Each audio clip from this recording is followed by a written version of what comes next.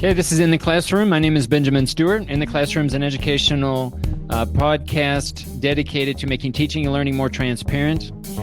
Today's topic is curation and what your current workflow is as it relates to curation. Before we talk about curation in greater detail, I want to let you know that if you have any comments or you want to view this broadcast and provide feedback and interact during the live broadcast, we're currently sending this out via Get Vocal.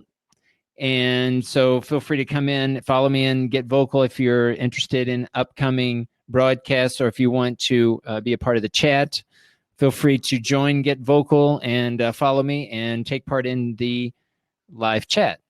Also, we're broadcasting live via Facebook. This is going out via my Facebook page, facebook.com/In the Classrooms with an S at the end. Also, this is getting pushed out to Periscope, so you can follow me on Twitter at BNLEEZ, and this is also being sent out to my YouTube channel. So feel free to leave comments wherever you find this video if you have any ideas, insights, opinions regarding today's topic, which is curation. So I wanted to talk first a little bit about some of the technologies that I'm currently using.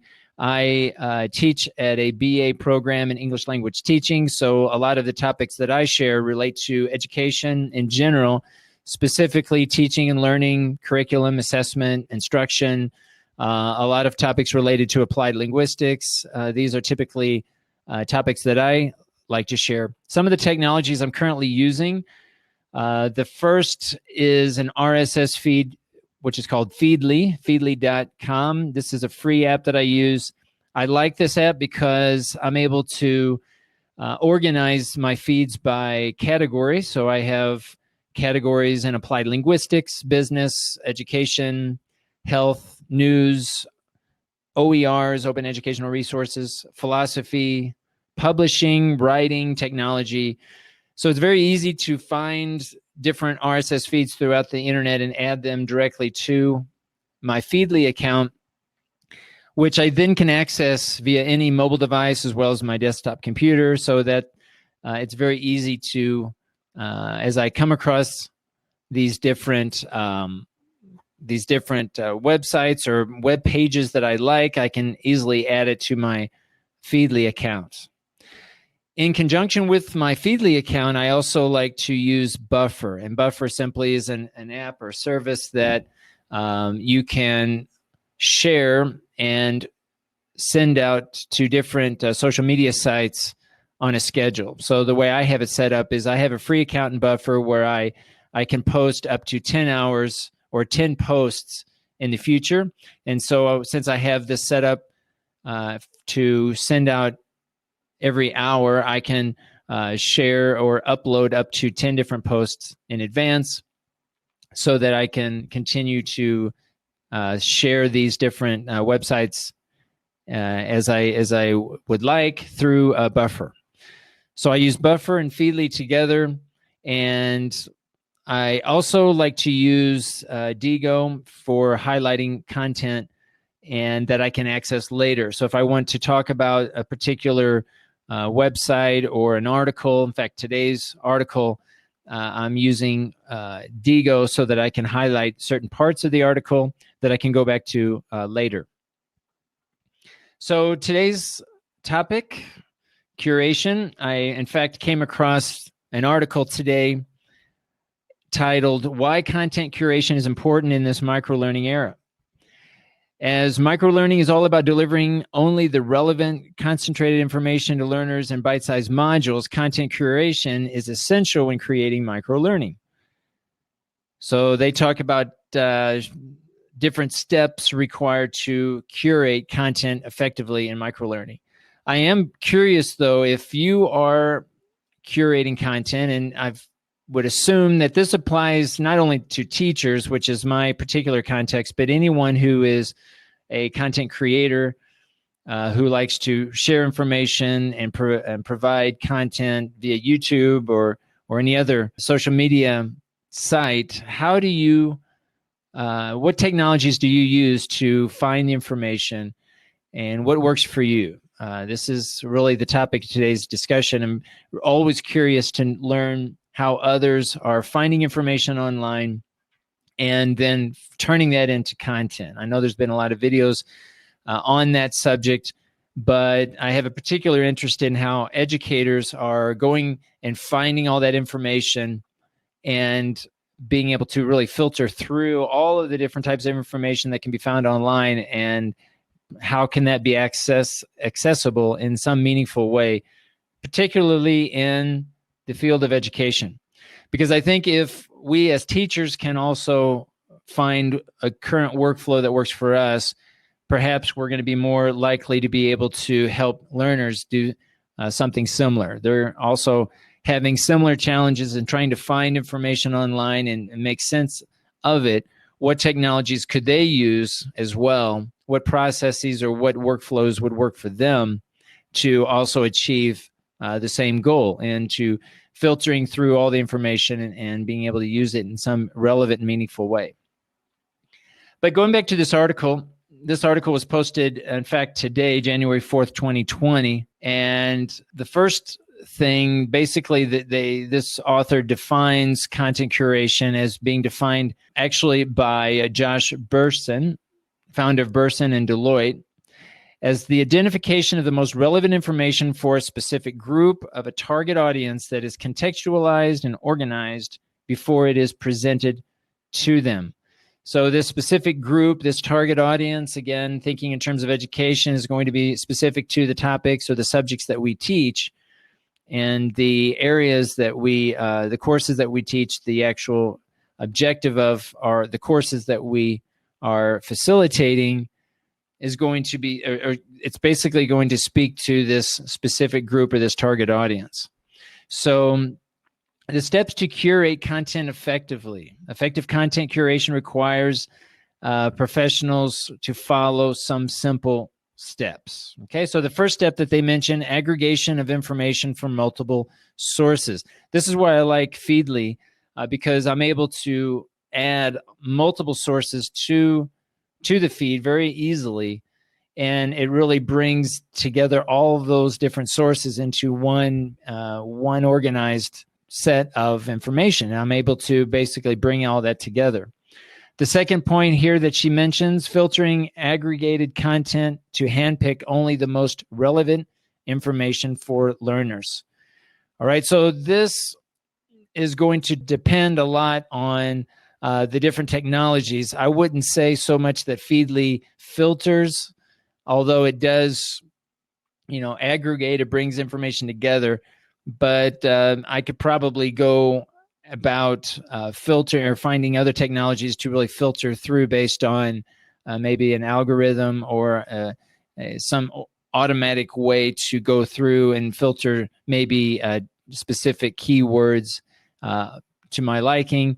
But definitely in my case, I just go through and browse through some of the different articles. And then if it's something that I feel is worth sharing or even worth pursuing, whether it's talking about it, writing about it, or maybe even it's related to a class that I'm teaching, then I'll make that determination.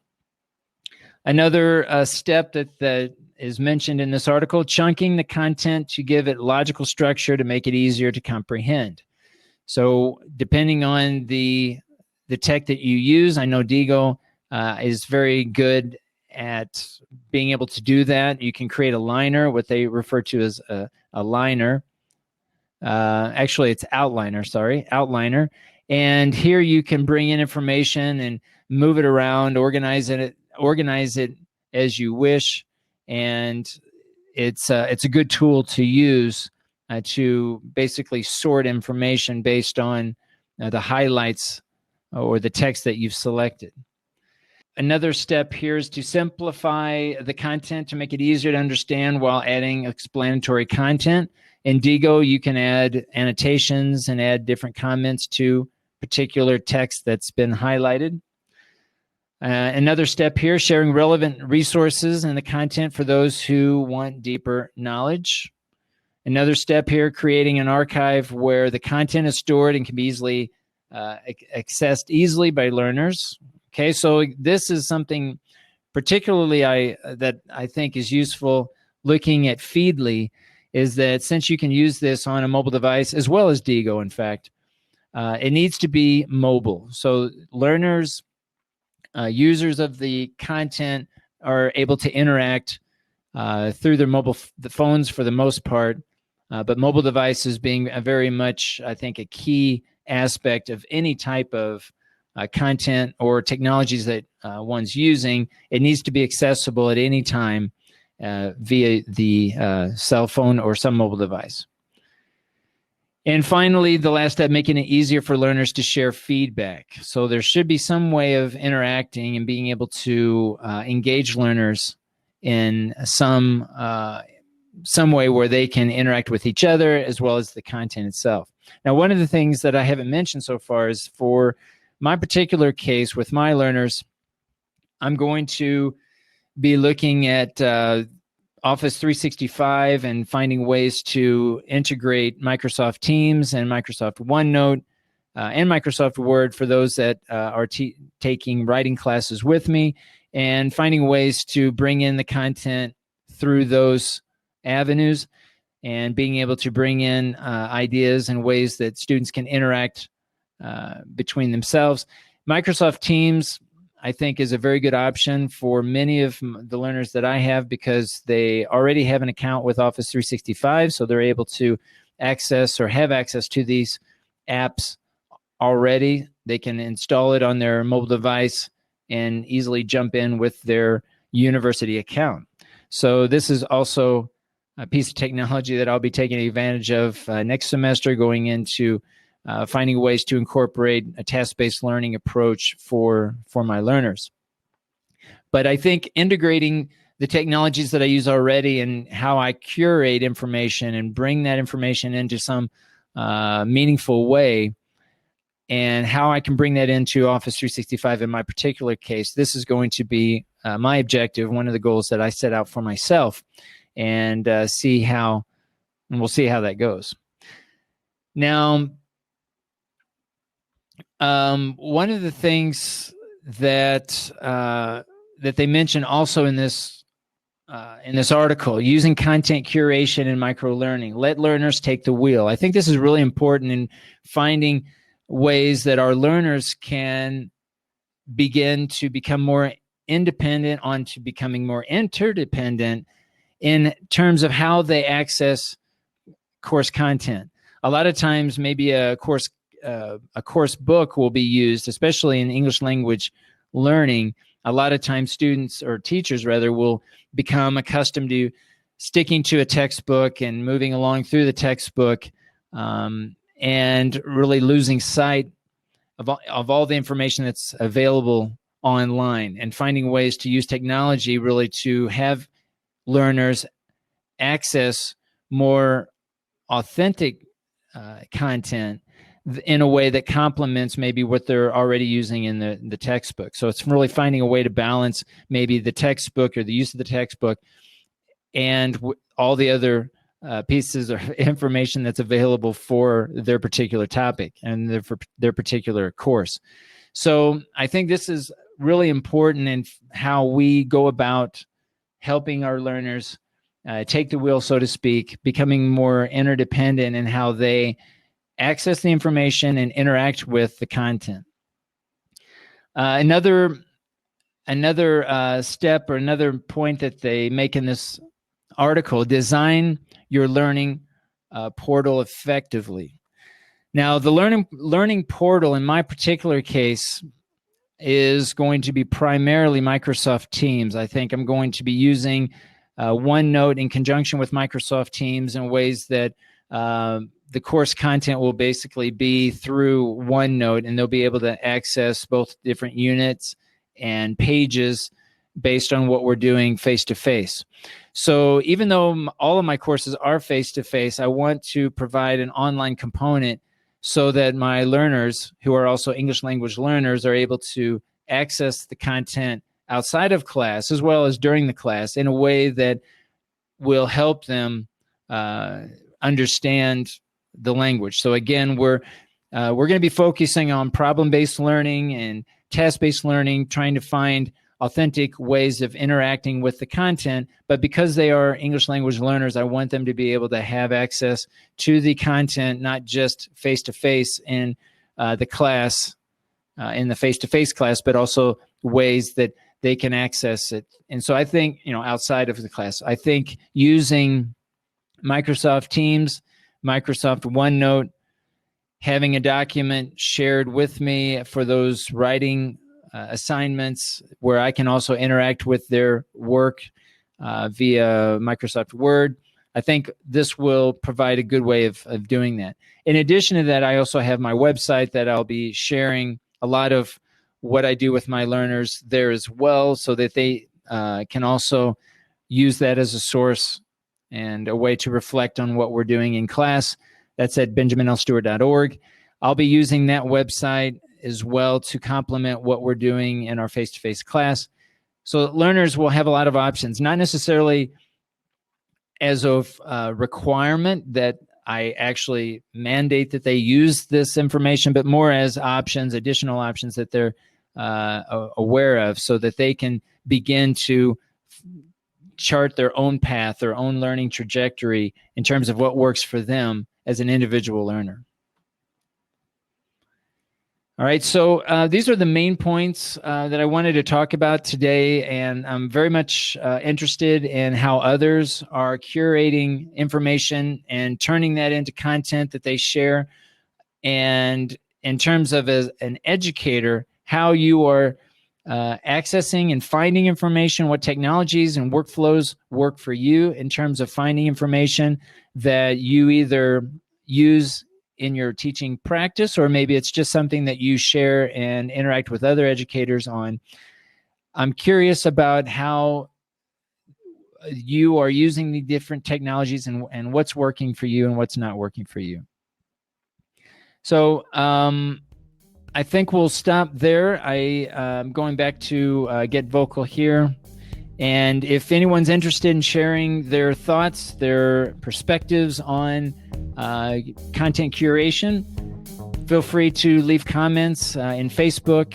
Reach out to me via Twitter at BNLEEZ. If you find this useful, feel free to check out the show notes. You'll be able to find the article that I talked about today and some other links to different technologies that I mentioned in today's broadcast. You can find that at benjaminlstewart.org. Feel free to check out the show notes dated today, January 4th, 2020. I want to thank everyone for listening. This has been In the Classroom, an educational podcast making teaching and learning more transparent, and we'll see you in the next video.